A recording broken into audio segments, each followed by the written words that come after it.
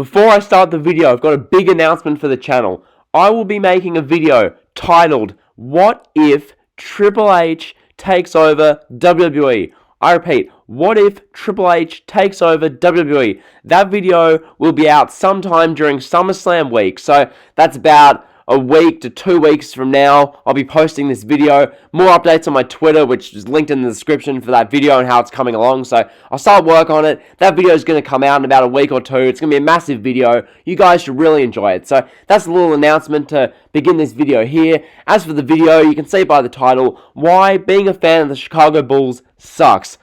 I mean, it's not wrong. Like these past 2 to 3 years, being a Chicago Bulls fan has epitomized the term sucks, okay? Being a Bulls fan and seeing them with their just dysfunctional, abhorrent management, with Gar Forman, Jim Paxson running the ship, the management just, it simply hasn't been good. Like, it just hasn't been good. And as a result, being a Chicago Bulls fan has sucked. So, in this video, I'm going to go over some more intricacies of why that's the case, and why supporting a team that's not in the NBA bubble is a bit of a weird experience. Like, it's awesome to have basketball back, have the NBA back on, for something to entertain you, and to have something to engage with for sports content that you can really get behind. So, having the NBA bubble and the NBA back is awesome, but supporting the Chicago Bulls, or really any of the teams that aren't in the bubble, it's just a bit of a bizarre experience. So that's going to be the main crux of this video. This video is just here to be a bit of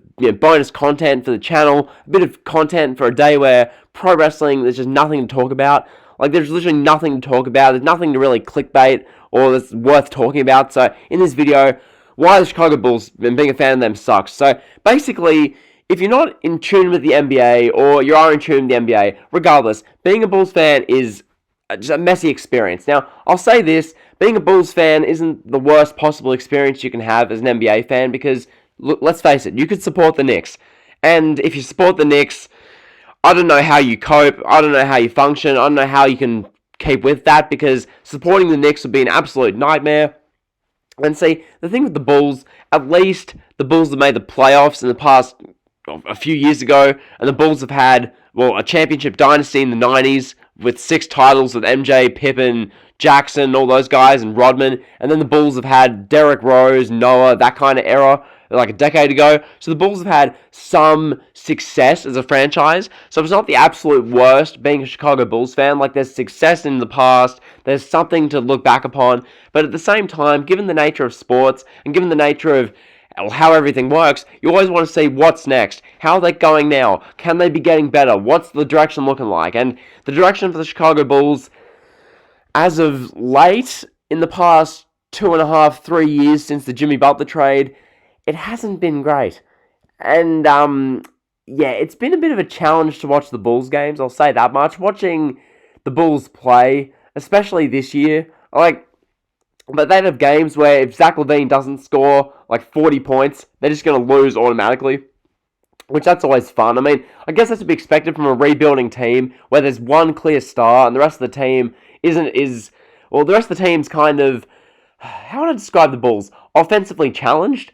I'd say that's a good word, because Larry Markkinen, his scoring is definitely not where you want it to be. It was on a good trajectory, and then this year's come about, and Larry Markkinen has just not forgotten how to score, but his scoring numbers are way down. So Markkinen's numbers are way down. Wendell Carter, as an offensive player, is hardly a star offensive player. Like, he's there mainly to be a defensive stalwart and a defensive star. That's like Wendell Carter's thing. He's an elite defensive center in the making. He's got good defensive tendencies at the moment. He's going to evolve into like an elite defensive center, but he's not quite there yet, and he's a young player. So Wendell Carter's not going to do much offensively. Kobe White, he's a talent. He's a good draft pick from last year. Kobe White's going to be good for the Bulls, starter player for years to come. Hopefully they don't trade him. So those are like kind of the main pieces for the Bulls. You've also got Otto Porter, who's being paid an ungodly amount of money. Like, Otto Porter is one of those players who, you look at his salary, and you think, how's that being justified?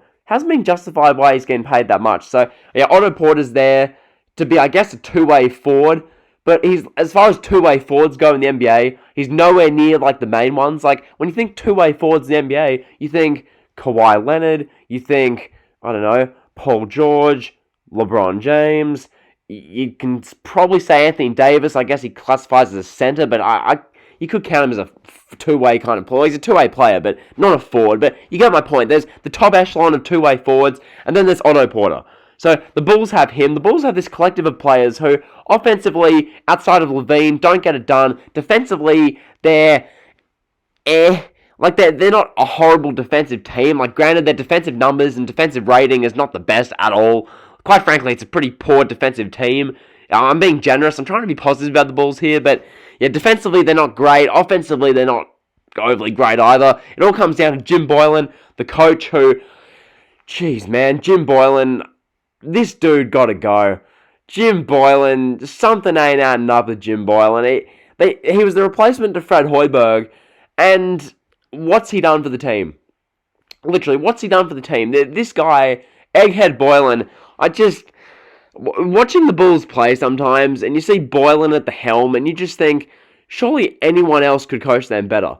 Like, granted, I'm not inside the inner sanctum of the Bulls, obviously, but so I don't know what's being said behind closed doors, what the exact game style and game strategy is that's being said by Boylen, but the execution on the court just isn't there, and it's a body of evidence for the Bulls over the past 2 years that says that, okay, maybe Boylen's not the right guy to coach this team, but the front office have stuck with Jim Boylen. I don't get why, but they've stuck with him, and we're going to get more Boylen in Chicago for the years to come. So that's basically the Chicago Bulls. They're not in the bubble, of course. They shouldn't be, because, I mean, what's even their record? Like, I haven't even looked what their record is. I think they're, 13th in the East, 11th in the East. They're somewhere around there. It's just in this nothingness of a rebuild. They haven't got the worst record in the league. They're not like a playoff team. They're just floating around in just instant... what's the word? They're floating around in irrelevancy, so that's the life of a Chicago Bulls fan. They're not as bad as the Knicks or the Warriors are, like, this season, and they're nowhere near as good as any of the playoff teams. So, yeah, being a Chicago Bulls fan is a definite challenge. Hope you guys have enjoyed this video. Just a bit of a different one. I know a bunch of you guys, based on my analytics, are from the States, and a lot of you guys follow the NBA, so just talking some basketball here. I'm not a bandwagon Bulls fan at all. I mean, I've stuck with them for a few years during this rebuild, which has been a complete challenge. I'm not a bandwagon fan like Landon Markham is with the Warriors, so just throwing that out there. So I hope you guys enjoyed the video. If you have, be sure to like, comment, and sub. Do you want to see more of this kind of sports content on the channel? I'm going to look to take the channel in a couple of different directions of sorts going forward. So this is just a little test video to sample the waters and see if you guys enjoy it. So yeah, if you enjoy the video, like, comment, sub. It's on the drill. See ya.